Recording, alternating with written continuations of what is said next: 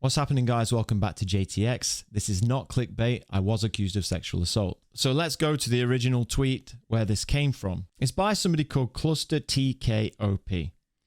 Heard a certain white tea was all over female streamers non-consensually at #TwitchCon. Funny, I thought I saw the same tea doing a 3 YouTube series about someone else. Man, sometimes bleach can't hide shit stains. #JoeTendo. So I'm actually blocked from viewing this account. Somebody had to tell me this. Charmenti replies to it and said, if it's true, it's pretty disgusting. Cluster, I've heard from numerous resources, I think you mean sources, that this was the case. It appears that after a few drinks, all white t-shirt gets a little grabby and doesn't understand the English dialect of no and stop. OMFG. Well, I mean, it sounds like you believe what he says there. So somebody called Saint on the Game replied and said, I heard this too. He thinks because he white knights so hard, females owe him. Yeah, dude. Laughing faces by Cluster. So apparently with all the laughing faces in there, not only have I done that, but they also think it's funny. There once was a man named JoeTendo who pretended to be female streamers' friendos. Turns out after a few drinks, he forgets what he thinks, and it all turns out to be pretendo. Faux Diggs, Joe Touch-O. These guys should have been the pun writers for the local papers. So somebody came forward to question why they were laughing about it and why it was funny. To which Cluster replied, I'm laughing at the fact it's him. The accusations are going to unfold and karma is going to bite that bitch. Also laughable. I wasn't laughing at the women that were wrongfully touched by our hands-y friend, but the sole fact that he stirred this shit up and is guilty of it. Kind of cringe you wouldn't see that, but after all, you do pay to play with the shirt and are a supporter of his, so I expect you to be loyal and try and spin this.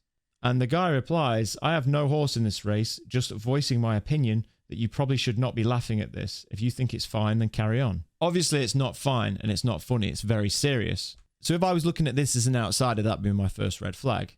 He thinks it's funny. But then after a few people tweeting at Cluster, putting him under pressure, one, for laughing, and two, because they were pretty certain it was absolute shit, he came out with this. My intention was to never make a mockery of sexual assault. I apologize. When I heard the name in a list of names, I let my emotions get the best of me because this MF dragged communities through the dirt and still does. I will delete all posts making a mockery of SA and make a case proper. He's going to make a case proper, apparently. He says that he heard my name in a list of names. That's a completely different account of what you said. You heard my name in a list of names. Are they the same accusations, though? To this point, there has been no case proper made. I'm still waiting for it. But he has since deleted all the posts to do with everything on that. I tagged Saint several times, asking what he'd heard, and guess what? Haven't heard a single thing back. He hasn't mentioned it again since. This is pretty surprising because this is somebody who cannot wait to say something about me or reply to me or try to get any kind of little bit of dirt on me that he can. Before all this came out, luckily people were quite dubious because of the company that this guy keeps. For a start is one thing, but also the way he was making light of it. But this could have easily snowballed into something else. But the biggest problem with allegations like this is that it completely undermines the females who are brave and speak out against their sexual abusers. So Cluster, Saint, I'm calling you out. I want to hear what you've got on me because, well, I know you're lying for one, but also I want you to apologize to all the victims of sexual assault when you mocked and laughed and made fake allegations about it happening and understand why what you did was not okay. I don't really care what you say about me because your words hold absolutely zero weight. A lot of the support communities that these people are associated with have not spoken out about what they did. I would encourage any of them to speak out about what they did because it's incredibly important. Obviously, I'm going to give them some time to do that, but we'll be catching up with them and seeing if they do that, or whether they care so much about their numbers still that they welcome them back into their community with open arms, as we've seen in the past from many of the S4S teams. So a few hours after this tweet was put out, I was sent this. It comes from a Positive TV alt account, Tiff the Tap Mom.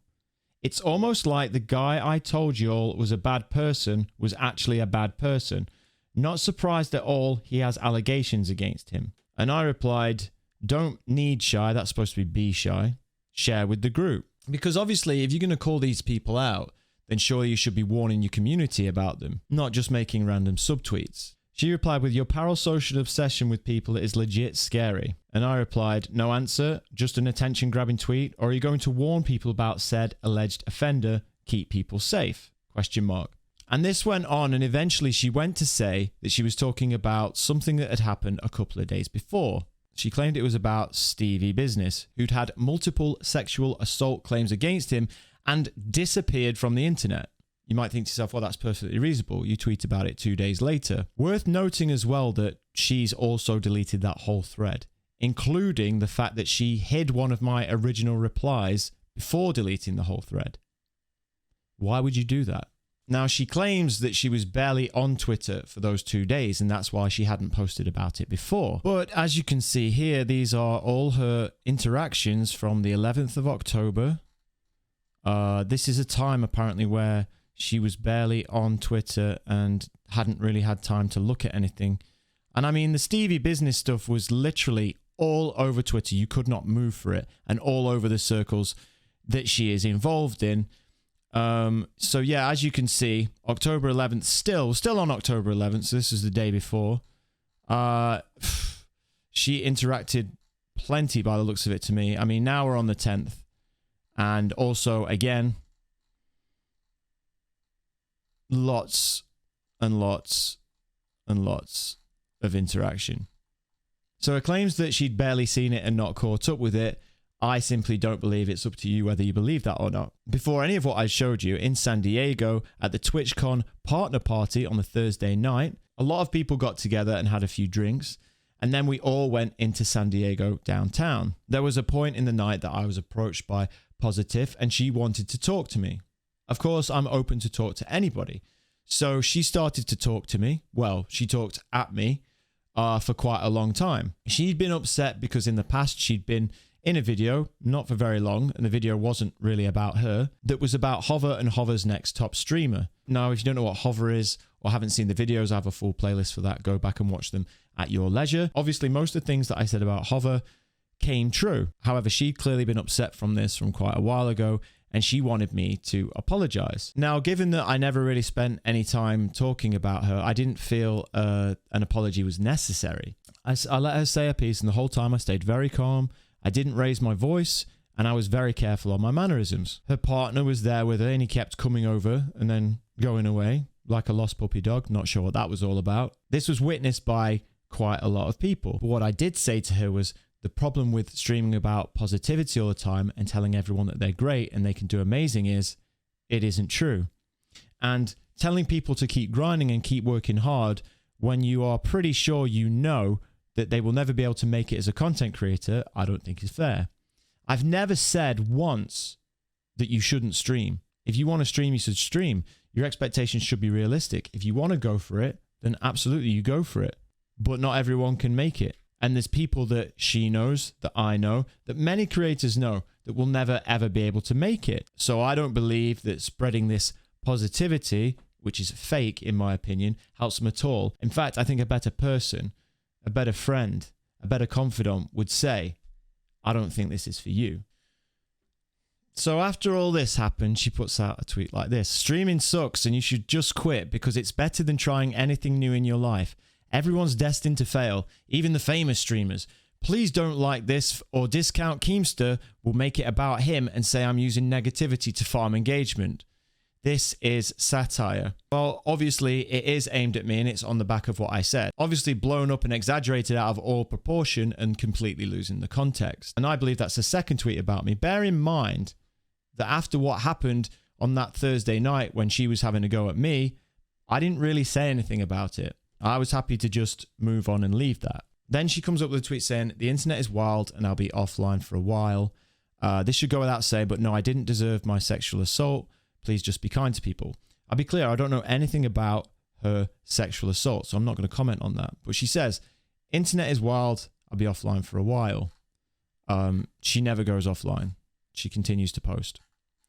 But just before that, she'd also made a tweet saying, I'm protecting my peace and my space. If you feel there's miscommunication, my DMs are open. But if I don't know you, I don't owe you anything and refuse to have people in my space that make me feel unsafe or uncomfortable. Well, if you are subtweeting people constantly, you're going to have people come in with questions. And by the way, you are making those subtweets. So I don't really know what she expected by subtweeting people and for everything to be rosy. She wanted to get herself involved. One, when she came at me on Thursday night, and the time she's tweeted. And now she's playing victim, saying, I'm protecting my peace and my space. Okay, what about my peace and my space on the Thursday night when you came at me? Or I guess you would say that that's completely different. I don't know. The bottom line in all of this is you need to be very careful when you're talking about very important and sensitive subjects, especially on social media. The people who suffer the most out of this happening are not me or the people who made them. It's the women who are victims who have bravely come forward, who are not believed because there's crap like this all over the internet. And also, before you go accusing somebody, make sure you know what you're talking about. I've always said the same thing. If somebody comes to me and claims that they're a victim of sexual assault, of course I believe them. My priority would be them and helping them.